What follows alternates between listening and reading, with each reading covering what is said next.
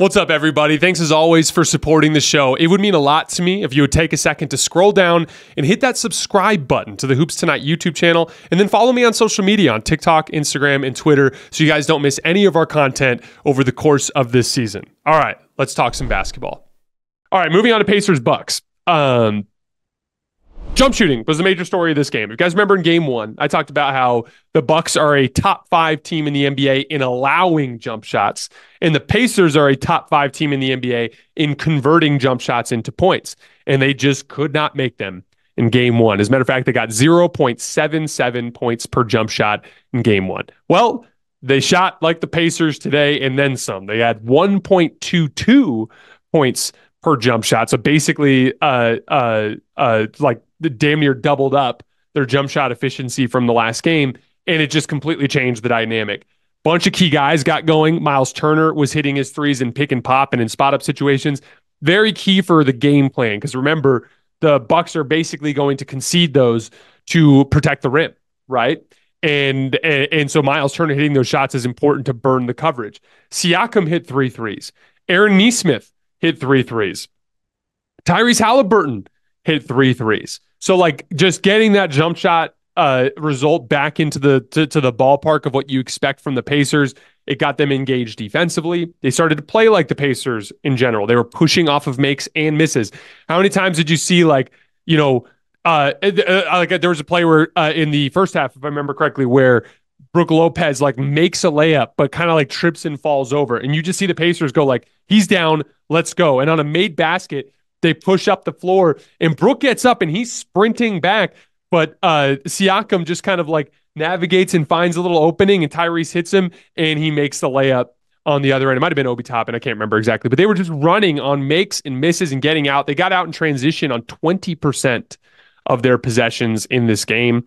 And then they finally got control of Damian Lillard. Remember, I talked a lot in game one about how some of the jump shot result you kind of have to live with. Dame is a superstar, and he's capable of making tough contested pull-up threes. And to Dame's credit, tip the cap to him, he's been hitting those shots through 2 games. And like, I'm sure Pacers fans have felt a certain amount of like fear and hopelessness surrounding Dame and just his supreme talent. And that has been on full display through 2 games. But the bigger problem they were having in the first game was not the pull-up threes, but rather the dribble penetration. As Dame was coming off these ball screens, the big guy in the high drop, whether it was Siakam or Miles Turner or whoever it was, or Jalen Smith, he was just beating that guy off the dribble, and the Pacers had no backside help at that point. He was getting layup after foul. He got 4 layups in the restricted area, drew a foul and got to the foul line there. Like, he just was killing them in that specific situation. Well, they cut his restricted area finishing in half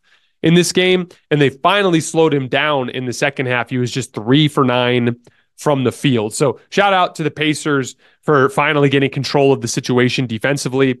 And then Pascal Siakam, he just gave them that patented mid-range shot making that is so desperately needed when you get into the postseason.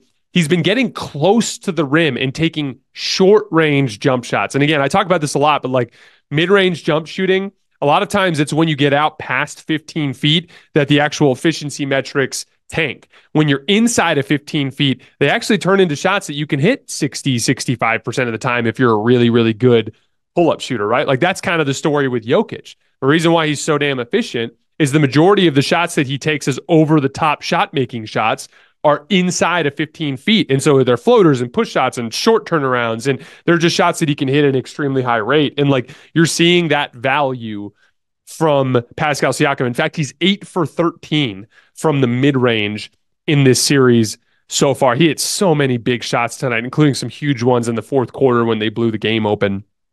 I talked about this in the Mavericks segment, but for the Pacers fans who check this out as a breakout clip, I'm going to just kind of go over it again. Like, I really like this approach to team building. Talked about it with Dallas, but they went and got Kyrie Irving, and in the process, they kind of gutted their roster, right? And it caused a problem. They missed the playoffs last year, right? But then in the offseason, or in the offseason, they got Derek Jones Jr. and they got Grant Williams, and they used Grant Williams at the deadline to flip to get PJ Washington. All of a sudden, they put together some quality role players around their number 1 Luka and their number 2 Kyrie Irving, and now you're seeing a team that is the first team, not counting the Pacers who are going against a team without their best player in Giannis, but the first team to win against a full strength team on the road in the playoffs so far this year. So like you're seeing the reward of that kind of team building approach. And it was clear what happened this year with the Pacers, the exact same thing. Tyrese Haliburton went on that crazy run to start the year where he was like 24 points and I think like 12, 13 assists and shooting 50, 40, 90. And it became clear like, oh, Tyrese is one of the top 5 offensive engines in the NBA, like already. Like, this is insane. This guy is clearly capable of being a guy we build around to win a championship. And so what did they do at the deadline? Exactly what the Mavs did last year. They gave up a couple of really good players, right? Giving up Buddy Hield. Buddy Hield was such an important part of this team with his ghost screen game with Tyrese Haliburton. Obviously, Bruce Brown was their best, like, kind of like athlete wrecking ball in the backing court. They gave those guys up and they got in Pascal Siakam, a complimentary star that is good at the things that Haliburton's not as good at, like being that defensive forward, being that on an island scorer. Although Tyrese before his hamstring injury was an awesome on an island scorer too. But like, I love it because now it's like not only do you have this good team this year that's fun and has a decent chance to make it out of the first round and will have a fighting chance in that second round series against depending on whether or not it's the Knicks or the Sixers, right? But like they have this chance, and then going into the offseason, they can look at it and be like, all right, we got our 1, Tyrese. We got our 2, Pascal Siakam. Let's find some complementary role players that kind of tie this whole thing together and make a run from there. And just Siakam, I don't think you could have. I mean, Pacers fans, are you not just completely thrilled with the production you've got out of Siakam through 2 games?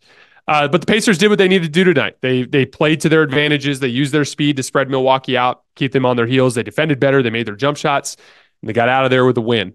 If they can go get game 3 at home and they go up 2-1 before Giannis gets back, I think they'll win the series. But if they drop game 3, they could be in some trouble. But I do believe they'll win game 3. That's going to be the big one. And again, I'm going to be really curious to see just in general some of the trends surrounding the home teams when we shift back to the lower seeds being at home.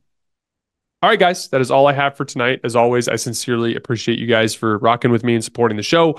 We'll be back tomorrow with some film breakdowns. And then obviously, we're actually taking tomorrow night off because we have a relatively light slate. If I remember correctly, it's Celtics Heat, which is the biggest favorite in the first round. And then I think it's Thunder Pelicans is the second game.